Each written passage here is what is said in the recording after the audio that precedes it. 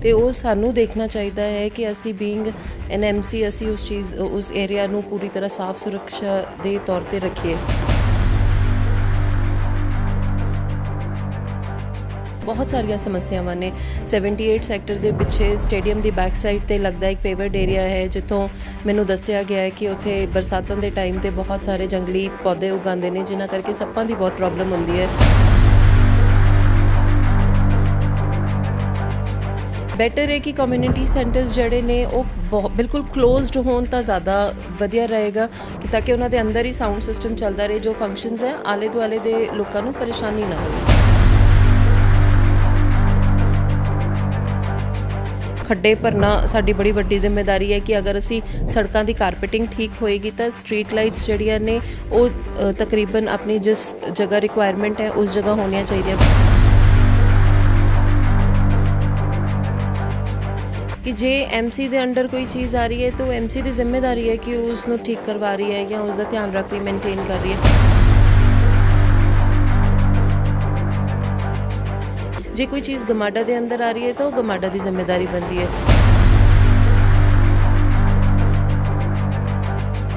उतों के एक सज्जन ने सानू ये भी कहा सी कि इस पार्क की डिवेलपमेंट का बीड़ा कौन चकेगा। वो एरिया की डिवेलपमेंट बहुत ज़रूरी है। विदिन 5 मिनट्स तुहाडे कोल फैसिलिटी अवेलेबल होनी चाहिए है। इस चीज़ वाल भी ध्यान दिता होना चाहिए है। सत श्री अकाल जी, मैं हरकिरत सिंह बल। जिमें कि नगर निगम ते नगर कौंसल ਦੀਆਂ ਚੋਣਾਂ ਨੂੰ ਲੈ ਕੇ ਅਸੀਂ ਤੁਹਾਨੂੰ ਅਜਿਹੇ ਉਮੀਦਵਾਰਾਂ ਨਾਲ ਮਿਲਾਉਂਦੇ ਹਾਂ ਜਿਨ੍ਹਾਂ ਦੀ ਸੋਚ ਹੁੰਦੀ ਆ ਕਿ ਸਮਾਜ ਲਈ ਕੁਝ ਵੱਖਰਾ ਤੇ ਨਵੇਕਲਾ ਅਸੀਂ ਕਰੀਏ। ਜਿਵੇਂ ਕਿ ਦੇਖਿਆ ਜਾਵੇ ਤਾਂ ਭਾਰਤ ਦੇ ਵਿੱਚ ਜ਼ਿਆਦਾਤਰ ਜਿਹੜੀ ਔਰਤਾਂ ਤੇ ਨੌਜਵਾਨਾਂ ਦੀ ਜਿਹੜੀ ਸ਼ਮੂਲੀਅਤ ਆ ਰਾਜਨੀਤੀ ਵਿੱਚ ਘੱਟ ਵੇਖੀ ਗਈ ਆ, ਪਰ ਸਾਡੀ ਕੋਸ਼ਿਸ਼ ਰਹਿੰਦੀ ਹੈ ਕਿ ਤੁਹਾਨੂੰ ਅਜਿਹੇ ਨੌਜਵਾਨ ਜਾਂ ਅਜਿਹੇ ਮਹਿਲਾ ਉਮੀਦਵਾਰਾਂ ਨਾਲ ਮਿਲਾਇਆ ਜਾਵੇ ਜਿਹੜਾ ਕਿ ਖਾਸ ਤੌਰ 'ਤੇ ਪ੍ਰੇਰਨਾ ਦਾ ਸਰੋਤ ਬਣਨ ਲਈ ਲੋਕਾਂ ਲਈ ਤਿਆਰ ਨੇ ਅਤੇ ਲੋਕਾਂ ਦੀ ਭਲਾਈ ਲਈ ਅੱਗੇ ਆਉਂਦੇ ਨੇ ਰਾਜਨੀਤੀ ਵਿੱਚ। ਅਜਿਹੀ ਅਸੀਂ ਅੱਜ ਤੁਹਾਡੀ ਇੱਕ ਮੁਲਾਕਾਤ ਕਰਾ ਰਹੇ ਹਾਂ ਮੋਹਾਲੀ ਨਗਰ ਨਿਗਮ ਦੀਆਂ ਚੋਣਾਂ ਨੂੰ ਲੈ ਕੇ। ਮੋਹਾਲੀ ਦੇ ਵਾਰਡ ਨੰਬਰ 35 ਦੇ ਵਿੱਚੋਂ ਜਿਹੜੇ ਉਮੀਦਵਾਰ ਨੇ ਸਿਮਰਨ ਕੌਰ ਜੀ, ਉਹਨਾਂ ਨਾਲ ਗੱਲਬਾਤ ਕਰਾਉਂਦੇ ਹਾਂ। ਸਿਮਰਨ ਕੌਰ ਜੀ, ਸਤਿ ਸ਼੍ਰੀ ਅਕਾਲ ਜੀ। ਸਤਿ ਸ਼੍ਰੀ ਅਕਾਲ ਜੀ। ਤੁਹਾਡਾ ਬਹੁਤ ਬਹੁਤ ਸਵਾਗਤ ਜੀ। ਸਭ ਤੋਂ ਪਹਿਲਾਂ ਤਾਂ ਅਸੀਂ ਤੁਹਾਡੇ ਕੋਲੋਂ ਇਹ ਸਵਾਲ ਲੈਣਾ ਚਾਹੁੰਦੇ ਹਾਂ ਕਿ ਜਿਵੇਂ ਵੇਖਿਆ ਗਿਆ ਭਾਰਤ ਦੀ ਰਾਜਨੀਤੀ ਦੇ ਵਿੱਚ ਚਾਹੇ ਛੋਟੇ ਪੱਧਰ 'ਤੇ ਹੋਵੇ ਜਾਂ ਵੱਡੇ ਪੱਧਰ 'ਤੇ ਨੌਜਵਾਨ ਅਤੇ ਜਿਹੜੀ ਔਰਤਾਂ ਦੀ ਜਿਹੜੀ ਭੂਮਿਕਾ ਜਾਂ ਸਰਗਰਮੀ ਆ ਉਹ ਨਾਮਾਤਰੀ ਵੇਖਣ ਨੂੰ ਮਿਲੀ ਆ।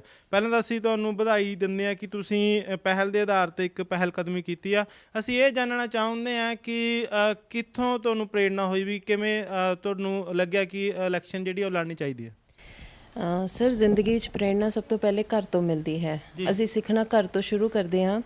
तो मेरे फादर इन लॉ साहब पिछले 10 सालों तो साडे पूरे एरिया की डिवेलपमेंट विच ध्यान रख रहे हैं। हर बंदे नूं जिथे उन्होंने जरूरत पैंदी है वो अगे वध चढ़ के हिस्सा लेंदे ने। RWA के प्रेजिडेंट ने पिछले 7 सालों तो मैं उन्होंने सब देखती रहती सी कि किस तरह कर रहे हैं, किस तरह भज नट के 70+ की एज विच भी आके वो सब का ध्यान रख रहे, अपने पूरे वार्ड का अपने सैक्टर का पूरा टेक केयर करते सी। बस उन्होंने देख देख के मेरे मन च भी आंदा सी कि मैं भी कुछ अपनी सोसाइटी वास्ते, जो भी बजुर्गों वास्ते, छोटे बच्चों वास्ते, एजुकेशन, मैडिकल, कुछ जो भी मैं अपने वालों योगदान दे सकती हाँ मैं वो ज़रूर देवां। कदी ना कदी मैं इसका हिस्सा ज़रूर बना। तो इस बार मैनू ये मौका मिलिया तो मैं बस इसनूं जी एक्सैप्ट कर लिया जी। जे ਤੁਹਾਨੂੰ ਇਹ ਪੁੱਛਦੇ ਹਾਂ ਅਸੀਂ ਕਿਉਂਕਿ ਤੁਸੀਂ ਕੀ ਵੇਖਿਆ ਜਿਹੜੇ ਪਹਿਲੇ ਕਾਰਜਕਾਲ ਦੇ ਵਿੱਚ ਜਿਹੜੇ MC ਸੀ ਉਹਨਾਂ ਦੇ ਵੱਲੋਂ ਕਿਹੜੇ ਕੰਮ ਅਧੂਰੇ ਰਹਿ ਗਏ ਜਿਹੜੇ ਤੁਸੀਂ ਪਹਿਲ ਦੇ ਆਧਾਰ 'ਤੇ ਕਰਨਾ ਚਾਹੋਗੇ। मैं अपने दोनों वार्ड जड़ा मैनू दोनों सैक्टर्स मिले ने 78 और 69 सैक्टर 35 नंबर वार्ड के हेठा आते ने। मैं 2-3 बार इनफैक्ट जदों दा मैं इस दे विच नॉमिनेट हुई हाँ 2-4 बार मैं उत्थे जाके आई हाँ। बहुत सारिया समस्यावां ने 78 सैक्टर के पिछे स्टेडियम की बैक साइड पर लगता एक पेवर्ड एरिया है जितों मैनू दसिया गया है कि उत्थे बरसातों के टाइम पर बहुत सारे जंगली पौधे उगाते हैं जिन्हों करके सप्पां की बहुत प्रॉब्लम होंदी है उत्थे दे रेजिडेंट्स नूं। तो वो अपने तरफों जिन्ना उन्होंने कोलों हो सकता है पैसा खर्च करके फंड्स इकट्ठे करके तो वो उत्थों दे उस चीज़ नूं ठीक करांदे ने, जबकि वो काउंसलर्स दे या MC दे अंडर आंदा है एरिया। तो वो सानू देखना चाहिए है कि असी बीइंग एन MC असी उस एरिया नूं पूरी तरह साफ सुरक्षा के तौर पर रखिए। ਤੇ ਹੋਰ ਜਿਵੇਂ ਬਜ਼ੁਰਗਾਂ ਨੂੰ ਜਿਵੇਂ ਅੱਜ ਕੱਲ ਦਾ ਮਾਹੌਲ ਇਦਾਂ ਦਾ ਹੋ ਗਿਆ ਕਿ ਬਜ਼ੁਰਗ ਇੱਥੇ ਨੇ ਤੇ ਬੱਚੇ ਬਾਹਰ ਪੜ੍ਹ ਰਹੇ ਹੈ ਜਾਂ ਕੰਮ ਕਰ ਰਹੇ ਹੈ ਜਾਂ ਸੈਟਲ ਹੈ ਤੇ ਉਹ ਇਕੱਲੇ ਹੁੰਦੇ ਨੇ, ਤਾਂ ਇਸ ਕਰਕੇ ਉਹਨਾਂ ਨੂੰ ਵੱਧ ਤੋਂ ਵੱਧ ਟਰੈਵਲ ਫੈਸਿਲਿਟੀਜ਼ ਦੇ ਜਿਵੇਂ ਕੈਬਸ ਨੇ ਜਾਂ ਉਹਨਾਂ ਨੂੰ ਐਮਰਜੈਂਸੀ ਹੈਲਥ ਪ੍ਰੋਬਲਮਸ ਕੋਈ ਹੋ ਜਾਂਦੀਆਂ ਉਹਨਾਂ ਦੀ ਨੈਸੈਸਿਟੀਜ਼ ਉਹਨਾਂ ਦੀਆਂ ਪੂਰੀਆਂ ਕੀਤੀਆਂ ਜਾਣ। ਤੇ ਜਿਵੇਂ ਸਟਰੇ ਕੈਟਲਸ ਦਾ ਅੱਜ ਕੱਲ੍ਹ ਬਹੁਤ ਹੋ ਗਿਆ ਕਿਉਂਕਿ ਆਲੇ ਦੁਆਲੇ ਪਿੰਡ ਬਹੁਤ ਲੱਗਦੇ ਨੇ, ਤਾਂ ਇਸ ਕਰਕੇ ਲੋਕ ਆਪਣੀਆਂ ਮੱਝਾਂ ਗਾਵਾਂ ਚਰਾਉਣ ਆਉਂਦੇ ਨੇ। ਉਹ ਵੀ ਇੱਕ ਹੈਜ਼ਰਡ ਦਾ ਵਿੱਚ ਇੱਕ ਜ਼ਰੀਆ ਹੈ, ਬਟ ਉਸਨੂੰ ਅਸੀਂ ਮਨਾ ਨਹੀਂ ਕਰ ਸਕਦੇ, ਲੇਕਿਨ ਉਸਨੂੰ ਤਰੀਕੇਵਾਰ ਆਪਾਂ ਕਰ ਸਕਦੇ ਤਾਂ ਕਿ ਐਕਸੀਡੈਂਟਲ ਇਸ਼ੂਜ਼ ਨਾ ਹੋਣ। ਤੇ ਇਸ ਤਰ੍ਹਾਂ ਹੀ ਹੋਰ ਸੇਫਟੀ ਪਰਪਸਿਸ ਨੇ। ਤੇ ਇੱਕ ਮੇਰੇ ਮਨ 'ਚ ਹੋਰ ਸੀ ਕਿ ਅਸੀਂ ਜਿਵੇਂ ਹੈਲਥ ਕੈਂਪਸ ਜ਼ਰੂਰ ਹੋਣੇ ਚਾਹੀਦੇ ਹੈ ਕਿਉਂਕਿ ਅੱਜ ਕੱਲ੍ਹ ਜਿਵੇਂ ਕਰੋਨਾ ਕਾਲ 'ਚੋਂ ਅਸੀਂ ਨਿਕਲੇ ਹਾਂ ਅਤੇ ਸਾਨੂੰ ਪਤਾ ਲੱਗਿਆ ਕਿ ਅਸੀਂ ਹੈਲਥ ਇਸ਼ੂਜ਼ ਵਿੱਚ ਕਿੰਨੇ ਪਿੱਛੇ ਰਹਿ ਗਏ ਹਾਂ। ਅਤੇ ਇਸ ਕਰਕੇ ਅਸੀਂ ਮੈਡੀਕਲ ਕੈਂਪਸ ਜਿਹੜੇ ਨੇ ਉਹ ਜ਼ਰੂਰ ਲਗਵਾਉਣਾ ਚਾਹਾਂਗੇ ਕਿ ਜਿਹਦੇ ਵਿੱਚ ਹਰ ਮਹੀਨੇ ਐਂਡ ਪੂਰੀ ਕੋਸ਼ਿਸ਼ ਰਹੇਗੀ ਕਿ ਫ੍ਰੀ ਮੈਡੀਕਲ ਕੈਂਪਸ ਹੋਣ, ਆਈ ਕੈਂਪ ਹੋਏ, ਟੀਥ ਕੈਂਪ, ਡੈਂਟਲ ਕੈਂਪਸ ਹੋਣ, ਜਨਰਲ ਕੈਂਪਸ ਹੋਣ, ਜਿਹਦੇ ਵਿੱਚ ਬਜ਼ੁਰਗਾਂ ਔਰ ਬੱਚਿਆਂ ਨੂੰ ਸਭ ਨੂੰ ਇਨਫੈਕਟ ਫ੍ਰੀ ਮੌਕਾ ਦਿੱਤਾ ਜਾਏ, ਸੇਵਾ ਦਿੱਤੀ ਜਾਏ। ਜਿਵੇਂ ਵੇਖਿਆ ਜਾਂਦਾ ਹੈ ਕਿ ਕਈ ਵਾਰ ਸ਼ਹਿਰਾਂ ਦੇ ਵਿੱਚ ਜਿਹੜੀ ਚੋਰੀ ਦੀਆਂ ਵਾਰਦਾਤਾਂ ਵੱਧ ਕਈ ਵਾਰ ਖਬਰਾਂ ਆਉਂਦੀਆਂ ਸਾਨੂੰ, ਉਹਦੇ ਸੰਬੰਧ ਦੇ ਵਿੱਚ ਤੁਸੀਂ ਸੁਰੱਖਿਆ ਦੇ ਸੰਬੰਧ ਦੇ ਵਿੱਚ ਪੁਲਿਸ ਬੀਟ ਜਾਂ ਆਦਿ ਦੀ ਕੋਈ ਸੋਚਿਆ ਜੀ? ਹਾਂਜੀ, ਸੋਚਿਆ ਹੈ ਕਿ ਹਰ ਵਾਰਡ ਦੇ ਵਿੱਚ ਇੱਕ ਬੀਟ ਬਾਕਸ ਜ਼ਰੂਰ ਹੋਣਾ ਚਾਹੀਦਾ ਹੈ ਐਮਰਜੈਂਸੀ ਵਾਸਤੇ। ਜਿਵੇਂ ਕੋਈ ਦਿੱਕਤ ਆ ਗਈ ਜਾਂ ਕੁਛ ਆ ਗਈ, ਇੱਕ ਨੰਬਰ ਹੋਣਾ ਚਾਹੀਦਾ ਹੈ ਕਿ ਤੁਸੀਂ 24/7 ਤੁਸੀਂ ਉਸ ਨੰਬਰ 'ਤੇ ਕੰਟੈਕਟ ਕਰ ਸਕੋ। ਕੋਈ ਵੀ ਪ੍ਰੋਬਲਮ ਆਉਂਦੀ ਹੈ ਵਿਦਿਨ 5 ਮਿੰਟਸ ਤੁਹਾਡੇ ਕੋਲ ਫੈਸਿਲਿਟੀ ਅਵੇਲੇਬਲ ਹੋਣੀ ਚਾਹੀਦੀ ਹੈ। ਇਸ ਚੀਜ਼ ਵੱਲ ਵੀ ਧਿਆਨ ਦਿੱਤਾ ਹੋਣਾ ਚਾਹੀਦਾ ਹੈ। ਔਰ ਇੱਕ ਜਿਹੜੇ ਅਸੀਂ ਬੈਰੀਅਰਸ ਲਗਾਉਂਦੇ ਹਾਂ ਸੈਕਟਰਸ ਦੇ ਅੰਦਰ ਜਾਣ ਵਾਸਤੇ, ਉਹ ਬੈਰੀਅਰਸ ਬਹੁਤ ਜ਼ਰੂਰੀ ਨੇ ਕਿ ਅਣਪਛਾਤਾ ਬੰਦਾ ਅੰਦਰ ਨਹੀਂ ਜਾਣਾ ਚਾਹੀਦਾ ਕੁਝ ਹਿੱਸਿਆਂ ਵਿੱਚ ਜਿੱਥੇ ਬਹੁਤ ਜ਼ਿਆਦਾ ਜ਼ਰੂਰਤ ਹੈ। ਜੇ ਇੱਕ ਗੱਲ ਕੀਤੀ ਜਾਵੇ ਕਮਿਊਨਿਟੀ ਸੈਂਟਰ, ਕੀ ਤੁਹਾਡੇ ਵਾਰਡ ਦੇ ਅੰਦਰ ਕੋਈ ਕਮਿਊਨਿਟੀ ਸੈਂਟਰ ਆਉਂਦਾ? ਜੇ ਆਉਂਦਾ ਤਾਂ ਉਹਦਾ ਜਿਹੜਾ ਪ੍ਰਬੰਧ ਆ ਤੁਸੀਂ ਕਿਵੇਂ ਵੇਖਦੇ ਹੋ? ਉਹਦੇ ਵਿੱਚ ਹੋਰ ਕੀ ਤੁਸੀਂ ਸੁਧਾਰ ਕਰ ਸਕਦੇ ਹੋ? ਕਮਿਊਨਿਟੀ ਸੈਂਟਰ ਇੱਕ ਕਨੈਕਟਡ ਏਰੀਆ ਹੈ ਜਿੱਥੇ ਸਾਰੇ ਸੈਕਟਰਸ ਦੇ ਵਾਸੀ ਜੋ ਵੀ ਆਪਣਾ ਫੰਕਸ਼ਨ ਜਾਂ ਕੁਝ ਕਰਨਾ ਚਾਹੁੰਦੇ ਨੇ ਉਹ ਬਹੁਤ ਜ਼ਰੂਰੀ ਇੱਕ ਬਹੁਤ ਅਹਿਮ ਹਿੱਸਾ ਬਣ ਜਾਂਦਾ ਹੈ। ਲੇਕਿਨ ਉਹ ਐਸੀ ਜਗ੍ਹਾ 'ਤੇ ਹੋਣਾ ਚਾਹੀਦਾ ਜਿੱਥੇ ਡਿਸਟਰਬੈਂਸ ਫੈਕਟਰਸ ਨਾ ਹੋਣ।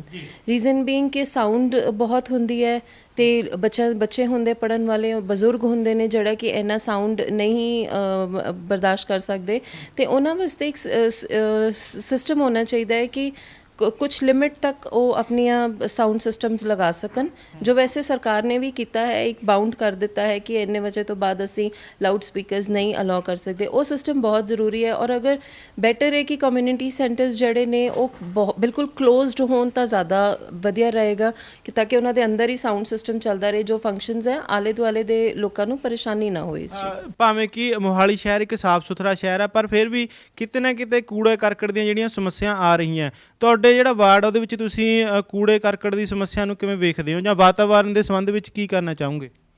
ਸਰ ਦੇਖੋ, ਪਹਿਲੀ ਜ਼ਿੰਮੇਵਾਰੀ ਤਾਂ ਇੱਕ ਇਸ 'ਚ ਇਹ ਹੈਗੀ ਹੈ ਕਿ ਜਿਹੜਾ ਸਾਡੇ ਘਰ ਦਾ ਕੂੜਾ ਹੈ, ਅਸੀਂ ਉਸ ਕੂੜੇ ਵਾਲੀਆਂ ਸਰਵਿਸਿਜ਼ ਜਨਰਲੀ ਹੁੰਦੀਆਂ ਹੀ ਨੇ ਸਾਰੇ ਸੈਕਟਰਸ, ਅਤੇ ਅਸੀਂ ਘਰ ਦਾ ਕੂੜਾ ਜਿਹੜਾ ਹੈ ਉਹ ਅਸੀਂ ਪ੍ਰੋਪਰ ਤਰੀਕੇ ਨਾਲ ਅਸੀਂ ਡਸਟਬਿਨਸ 'ਚ ਪਾ ਕੇ ਉਹਨਾਂ ਨੂੰ ਮਿਊਨਸੀਪਲ ਜਿਹੜੀ ਉਹਨਾਂ ਦੀਆਂ ਵੈਨਸ ਆਉਂਦੀਆਂ ਉਹਨਾਂ 'ਚ ਪਾਈਏ। ਲੇਕਿਨ ਕਈ ਵਾਰ ਲੋਕ ਲਾਪਰਵਾਹੀ ਕਰ ਜਾਂਦੇ ਨੇ, ਅਤੇ ਇੱਕ ਜਿਹੜਾ ਅਸੀਂ ਬੀਇੰਗ ਸਿਆਣੇ ਅਸੀਂ ਲੋਕ ਹੈ ਅਤੇ ਸਾਨੂੰ ਆਪ ਨੂੰ ਚਾਹੀਦਾ ਕਿ ਅਸੀਂ ਆਪਣਾ ਵਾਤਾਵਰਨ ਸਾਫ਼ ਸੁਥਰਾ ਰੱਖੀਏ। ਅਤੇ ਉਸ ਦੇ ਵਾਸਤੇ ਸਾਨੂੰ ਇੱਕ ਬਹੁਤ ਜਿਹੜਾ ਵੱਡਾ ਇੱਕ MC ਦਾ ਕੰਮ ਹੈ ਕਿ ਇੱਕ ਵੱਡਾ ਡਸਟਬਿਨ ਜਿਹੜਾ ਵੈਨ ਹੁੰਦੀ ਹੈ ਕੂੜੇ ਵਾਲੀ, ਉਹ ਹਰ ਸੈਕਟਰ 'ਚ ਆਊਟਸਕਰਟਸ 'ਤੇ ਜਿਸ ਏਰੀਆ 'ਤੇ ਜੇ ਥੋੜ੍ਹਾ ਖਾਲੀ ਏਰੀਆ ਜਿੱਥੋਂ ਸਮੈਲ ਦੀ ਪ੍ਰੋਬਲਮ ਨਾ ਆਏ ਜਾਂ ਕੁਝ ਇਸ ਤਰ੍ਹਾਂ ਹੋਏ, ਉਹ ਜ਼ਰੂਰ ਹੋਣਾ ਚਾਹੀਦਾ ਹੈ ਕਿ ਇਨ ਕੇਸ ਅਗਰ ਤੁਹਾਡੇ ਕੋਲੋਂ MC ਦੀ ਉਹ ਮਿਸ ਹੋ ਜਾਂਦੀ ਹੈ ਤਾਂ ਤੁਸੀਂ ਵੈਨ ਮਿਸ ਹੋ ਜਾਂਦੀ ਹੈ ਤਾਂ ਤੁਸੀਂ ਆਪਣਾ ਕੂੜਾ ਉਸ ਜਗ੍ਹਾ ਜਾ ਕੇ ਡਿਸਪੋਜ਼ ਆਫ ਕਰ ਸਕੋ।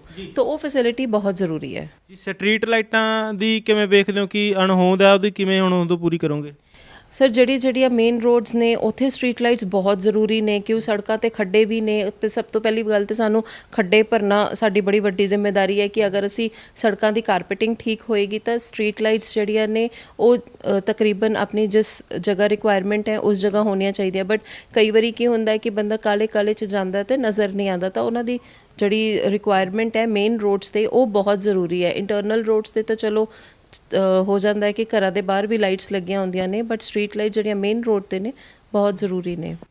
ਸਿਮਰਨ ਜੀ, ਜਿਵੇਂ ਸ਼ਹਿਰਾਂ ਦੇ ਵਿੱਚ ਜਿਹੜਾ ਵੇਖਿਆ ਜਾਂਦਾ ਪਾਰਕਾਂ ਹੋਣੀਆਂ ਬਹੁਤ ਜ਼ਿਆਦਾ ਜ਼ਰੂਰੀ ਹੈ। ਭਾਵੇਂ ਪਾਰਕਾਂ ਹੁੰਦੀਆਂ ਪਰ ਉਹਨਾਂ ਨੂੰ ਜੇ ਦੇਖਿਆ ਜਾਵੇ ਆਧੁਨਿਕ ਸਮੇਂ ਦੇ ਵਿੱਚ ਹੋਰ ਮਾਡਰਨ ਬਣਾਉਣ ਦੀ ਜ਼ਰੂਰਤ ਹੁੰਦੀ ਹੈ। ਤੁਸੀਂ ਉਹਨਾਂ ਨੂੰ ਕਿਵੇਂ ਵੇਖਦੇ ਹੋ, ਤੇ ਬੱਚਿਆਂ ਨੂੰ ਜਿਹੜੇ ਨੌਜਵਾਨ ਆ ਉਹਨਾਂ ਨੂੰ ਖੇਡਾਂ ਦੇ ਨਾਲ ਜੋੜਨ ਦੇ ਲਈ ਕੀ ਕਰੋਗੇ?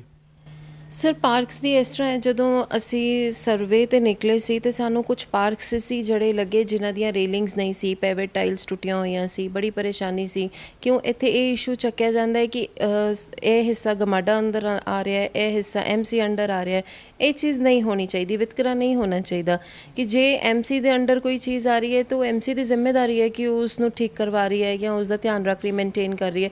ਜੇ ਕੋਈ ਚੀਜ਼ ਗਮਾਡਾ ਦੇ ਅੰਦਰ ਆ ਰਹੀ ਹੈ ਤਾਂ ਉਹ ਗਮਾਡਾ ਦੀ ਜ਼ਿੰਮੇਵਾਰੀ ਬਣਦੀ ਹੈ, ਲੋਕਾਂ ਦੀ ਜ਼ਿੰਮੇਵਾਰੀ ਨਹੀਂ ਹੈ। ਇਹ 78 ਦੇ ਵਿੱਚ ਵੀ ਸਾਨੂੰ ਇਹ ਇਸ਼ੂ ਆਇਆ ਸੀ ਕਿ ਆਪਸ ਵਿੱਚ ਬਹੁਤ ਉੱਥੇ ਲੋਕ ਦੀ ਪ੍ਰੋਬਲਮ ਹੈ ਕਿ ਐਮਸੀ ਵਾਲੇ ਕੰਮ ਨਹੀਂ ਕਰ ਰਹੇ ਜਾਂ ਗਮਾੜਾ ਵਾਲੇ ਕੰਮ ਨਹੀਂ ਕਰ ਰਹੇ, ਤੇ ਸਾਨੂੰ ਆਪ ਨੂੰ ਪੈਸੇ ਖਰਚ ਕਰ ਕਰਕੇ ਕੰਮ ਕਰਾਉਣਾ ਪੈ ਰਿਹਾ। ਉਹ ਚੀਜ਼ ਨਹੀਂ ਹੋਣੀ ਚਾਹੀਦੀ। ਸੈਕੰਡਲੀ ਸੈਕਟਰ 69 ਦੇ ਵਿੱਚ ਇੱਕ ਪਾਰਕ ਹੈ, ਪਾਰਕ ਨੰਬਰ 8, ਉਹ ਬਹੁਤ ਬੁਰੀ ਹਾਲਤ ਹੈ ਉਸਦੀ, ਕੋਈ ਉਹਦੀ ਮੇਨਟੇਨੈਂਸ ਨਹੀਂ ਹੈ, ਕੋਈ ਉਹਦੇ 'ਤੇ ਝੂਲੇ ਤਾਂ ਖੈਰ ਬਹੁਤ ਦੂਰ ਦੀ ਗੱਲ ਨੇ, ਰੇਲਿੰਗਸ ਤੱਕ ਨਹੀਂ ਹੈ, ਉਹਨਾਂ ਦੀਆਂ ਟਾਈਲਸ ਵੀ ਨਹੀਂ ਹੈ। ਉੱਥੋਂ ਦੇ ਇੱਕ ਸੱਜਣ ਨੇ ਸਾਨੂੰ ਇਹ ਵੀ ਕਿਹਾ ਸੀ ਕਿ ਇਸ ਪਾਰਕ ਦੀ ਡਿਵੈਲਪਮੈਂਟ ਦਾ ਬੀੜਾ ਕੌਣ ਚੱਕੇਗਾ, ਕਿਉਂਕਿ ਇੱਥੋਂ ਜੰਗਲੀ ਜਾਨਵਰ, ਜੰਗਲੀ ਤਾਂ ਨਹੀਂ ਖੈਰ ਸੌਰੀ, ਸੱਪ ਵਗੈਰਾ ਨਿਕਲਦੇ ਹੈ ਜਾਂ ਚੂਹੇ ਵਗੈਰਾ, ਇਹ ਸਭ ਕੁਝ ਆਉਂਦੇ ਹੈ ਕਿ ਉਹਨਾਂ ਦੇ ਸਾਹਮਣੇ ਵੀ ਜੰਗਲ ਹੈ। ਉਹ ਏਰੀਆ ਦੀ ਡਿਵੈਲਪਮੈਂਟ ਬਹੁਤ ਜ਼ਰੂਰੀ ਹੈ ਤੇ ਉਸ ਦੇ ਵਿੱਚ ਜਿਸ ਉਹਨੂੰ ਬਿਊਟੀਫਾਈ ਕੀਤਾ ਜਾਏ, ਪਹਿਲੇ ਤਾਂ ਉਹਨਾਂ ਦੀਆਂ ਜ਼ਰੂਰਤਾਂ ਪੂਰੀਆਂ ਕੀਤੀਆਂ ਜਾਣ, ਰੇਲਿੰਗ ਬਣਾਈ ਜਾਏ, ਪੈਵੇਟ ਟਾਈਲਸ, ਲਾਈਟਸ ਦਿੱਤੀਆਂ ਜਾਣ, ਝੂਲੇ ਲਗਾਏ ਜਾਣ, ਓਪਨ ਜਿਮਸ ਇੰਟਰੋਡਿਊਸ ਕੀਤੇ ਜਾਣ। ਸੈਕੰਡਲੀ ਉੱਥੇ ਜਿਵੇਂ ਆਪਾਂ ਆਰਗੈਨਿਕ ਪਲਾਂਟਸ ਹੈ ਜਾਂ ਬਹੁਤ ਫਲਾਵਰਸ ਨੇ, ਸੀਜ਼ਨਲ ਫਲਾਵਰਸ ਨੇ, ਆਯੁਰਵੈਦਿਕ ਪਲਾਂਟਸ ਨੇ ਜਿਹੜੇ ਕਿ ਸਹਿਜਨ ਕਰਕੇ ਇੱਕ ਬੂਟਾ ਆਉਂਦਾ, ਅਸੀਂ ਉਹ ਵੀ ਲਗਾ ਸਕਦੇ ਹਾਂ ਜੋ ਕਿ ਉਹਨਾਂ ਦੀ ਹੈਲਥ ਵਾਸਤੇ ਵੀ ਬੜਾ ਠੀਕ ਰਹਿੰਦਾ ਹੈ। ਤੇ ਇਸ ਤਰ੍ਹਾਂ ਆਪਾਂ ਉਹਨਾਂ ਦੀ ਡਿਵੈਲਪਮੈਂਟਸ ਕਰ ਸਕਦੇ ਹਾਂ। ਬਾਕੀ ਰਹੀ ਖੇਲ ਦੀ, ਜਾਂ ਜਿਵੇਂ ਅੱਜ ਕੱਲ੍ਹ ਦੇ ਬੱਚੇ ਨੇ ਸਾਰਾ ਦਿਨ, ਅੱਜ ਕੱਲ੍ਹ ਅਸੀਂ ਦੇਖ ਰਹੇ ਹਾਂ ਕਿ ਮੋਬਾਈਲਸ 'ਤੇ ਔਰ ਇੰਟਰਨੈਟ 'ਤੇ ਹੀ ਬਿਜ਼ੀ ਰਹਿੰਦੇ ਨੇ, ਜੋ ਕਿ ਅੱਗੇ ਆਉਣ ਵਾਲੇ ਟਾਈਮ ਵਾਸਤੇ ਬੱਚਿਆਂ ਦੀ ਹੈਲਥ ਲਈ ਵੀ ਬੜਾ ਗਲਤ ਹੈ। ਅਤੇ ਉਹਨਾਂ ਵਾਸਤੇ ਵੀ ਐਸ ਲਾਈਕ ਆਪਾਂ ਕੋਈ ਸਪੋਰਟਸ ਈਵੈਂਟ ਜਿਵੇਂ 2 ਮਹੀਨੇ 3 ਮਹੀਨੇ 'ਚ ਇੱਕ ਵਾਰੀ ਉਹਨਾਂ ਵਾਸਤੇ ਕਰਵਾ ਸਕਦੇ ਹਾਂ। ਜੇ ਹਾਕੀ ਦਾ ਜੇ ਉਹਨਾਂ ਨੂੰ ਪਸੰਦ ਹੈ, ਫੁੱਟਬਾਲ ਪਸੰਦ ਹੈ, ਬੈਡਮਿੰਟਨ ਪਸੰਦ ਹੈ, ਜੋ ਸਾਡੀਆਂ ਆਊਟਡੋਰ ਗੇਮਸ ਨੇ ਅਸੀਂ ਉਹਨਾਂ ਨੂੰ ਬੜਾਵਾ ਦੇ ਸਕਦੇ ਹਾਂ। ਮੁੱਦੇ ਬਹੁਤ ਨੇ ਸਰ, ਉਹਨਾਂ 'ਤੇ ਕੰਮ ਕਰਨ ਵਾਲੇ ਜ਼ਰੂਰੀ ਹੋਣੇ ਚਾਹੀਦੇ ਨੇ। ਸਿਮਰਨ ਕੌਰ ਜੀ, ਜਿਵੇਂ ਤੁਸੀਂ ਦੱਸਿਆ ਕਿ ਤੁਸੀਂ ਸਰਵੇ ਕੀਤਾ ਆਪਣੇ ਵਾਰਡ ਦੇ ਵਿੱਚ ਜਾ ਕੇ ਵੇਖਿਆ ਵੀ ਕਿਹੜੀਆਂ ਸਮੱਸਿਆਵਾਂ ਲੋਕ ਤੁਹਾਨੂੰ ਜਿਤਾਉਂਦੇ ਨੇ, ਤੁਸੀਂ ਐਮਸੀ ਬਣ ਕੇ ਆਉਂਦੇ ਹੋ, ਤਾਂ ਤੁਸੀਂ ਪਹਿਲ ਦੇ ਆਧਾਰ 'ਤੇ ਕਿਹੜੇ ਕੰਮ ਕਰਨਾ ਚਾਹੋਗੇ? ਸਰ ਪਹਿਲ ਦੇ ਆਧਾਰ 'ਤੇ ਤਾਂ ਜਿਹੜੇ ਉੱਥੋਂ ਦੇ ਪਾਰਕਸ ਨੇ, ਨੀਅਰ ਬਾਏ ਹਾਊਸ ਜਿਹੜੇ ਕਾਰਨਰ ਪਲਾਟਸ ਲੱਗਦੇ ਨੇ, ਉਹ ਪਾਰਕਸ ਤੋਂ ਸਟਾਰਟ ਕਰਨਾ ਬਹੁਤ ਜ਼ਰੂਰੀ ਹੈ। ਰੀਜ਼ਨ ਕਿਉਂਕਿ ਉਹ ਤਾਂ ਬਿਲਕੁਲ ਹੀ ਨਿਗਲੈਕਟ ਕੀਤੇ ਗਏ ਨੇ। ਫਿਰ ਸਾਡੇ ਕੋਲ ਸੜਕਾਂ ਦਾ ਕੰਮ ਆਉਂਦਾ ਹੈ ਕਿ ਸੜਕਾਂ ਜਿੱਥੇ ਟੁੱਟੀਆਂ ਭੱਜੀਆਂ, ਜਿੱਥੇ ਲੋਕਾਂ ਦੀ ਗੱਡੀਆਂ ਦਾ ਵੀ ਨੁਕਸਾਨ ਹੁੰਦਾ ਹੈ, ਗਿਰ ਵੀ ਜਾਂਦੇ ਨੇ, ਬਾਰਿਸ਼ਾਂ ਦੇ ਟਾਈਮ 'ਤੇ ਪਾਣੀ ਭਰ ਜਾਂਦਾ, ਸਾਰੀ ਉਹ ਕਾਰਪੇਟਿੰਗ ਕਰਾਉਣੀ ਬਹੁਤ ਜ਼ਰੂਰੀ ਹੈ। ਦੈਨ ਮੈਡੀਕਲ ਕੈਂਪਸ, ਜਿੱਦਾਂ ਮੈਂ ਤੁਹਾਨੂੰ ਕਿਹਾ ਕਿ ਅਸੀਂ ਮੈਡੀਕਲ ਕੈਂਪਸ ਨਾਲ ਦੇ ਨਾਲ ਹੀ ਮੈਂ ਕੋਸ਼ਿਸ਼ ਕਰਾਂਗੀ ਕਿ ਅੱਗੇ ਗੱਲ ਕਰਕੇ ਆਪਣੇ ਅਫੀਸ਼ੀਅਲਸ ਨਾਲ ਉਹਨਾਂ ਨੂੰ ਸਟਾਰਟ ਕਰਾਵਾਂ। ਜਿਵੇਂ ਸਿਮਰਨ ਕੌਰ ਜੀ ਨੇ ਜ਼ਮੀਨੀ ਜਿਹੜੀ ਹਕੀਕੀ ਆ ਉਹਨੂੰ ਵੇਖਦੇ ਹੋਏ ਦੱਸਿਆ ਕਿ ਕੀ ਕੁਝ ਜਿਹੜੀਆਂ ਸਮੱਸਿਆਵਾਂ ਉਹਨਾਂ ਦਾ ਉਹ ਪਹਿਲ ਦੇ ਆਧਾਰ 'ਤੇ ਹੱਲ ਕਰਨਗੇ। ਅਸੀਂ ਉਮੀਦ ਕਰਦੇ ਹਾਂ ਕਿ ਉਹ ਜਿਹੜੇ ਉਹਨਾਂ ਦੇ ਗੱਲਬਾਤ ਕੀਤੀ ਆ ਉਹਦੇ ਪਰ ਖਰੇ ਉਤਰਨਗੇ, ਅਤੇ ਆਸ ਕਰਦੇ ਹਾਂ ਕਿ ਅਜਿਹੇ ਉਮੀਦਵਾਰ ਹੋਰ ਅੱਗੇ ਆਉਣਗੇ ਅਤੇ ਉਹ ਜਿਹੜੀਆਂ ਔਰਤਾਂ ਹੈ ਉਹਨਾਂ ਲਈ ਇਹ ਪ੍ਰੇਰਨਾ ਦਾ ਸਰੋਤ ਬਣਨਗੇ। ਧੰਨਵਾਦ, ਤੁਸੀਂ ਬਹੁਤ ਬਹੁਤ ਕੀਮਤੀ ਸਮਾਂ ਦਿੱਤਾ ਜੀ। ਸਤਿ ਸ਼੍ਰੀ ਅਕਾਲ। ਸਤਿ ਸ਼੍ਰੀ ਅਕਾਲ ਜੀ।